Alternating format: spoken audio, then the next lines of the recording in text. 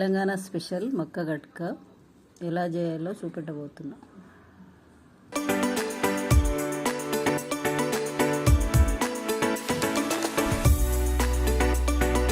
పచ్చిమక్కలు తీసుకొని ఒలిసిన తర్వాత ఒక బౌల్లోకి తీసుకొని మక్కలు మిక్సీలో వేసుకొని కచ్చాపక్కగా మిక్సీ పట్టుకోవాలి.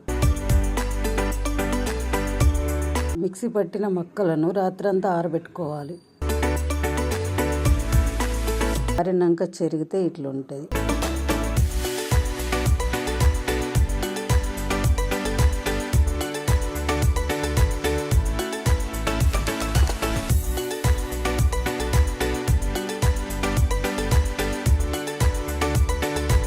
తర్వాత పొయ్యి ముట్టించేసుకొని బగోన పెట్టుకొని కప్పు మక్క గట్కకి 2 కప్పుల వాటర్ పోసుకోవాలి.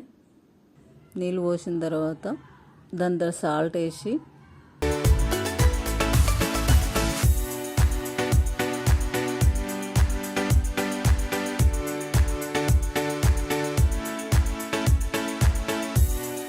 ఒక స్పూన్ ఆయిల్ వేసి మరిగించుకోవాలి.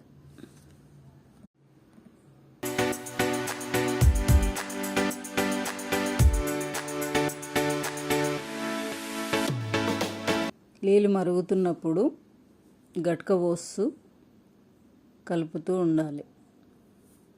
కలుపుతూ దగ్గర పడేదాకా కలుపుతూ మధ్యలో కలుపుతూ ఉంటే దగ్గర పడుతుంటుంది. కొంచెం టైం పడుతుంది, గట్క కదా ఉడికేసరికి కొంచెం టైం పడుతుంది.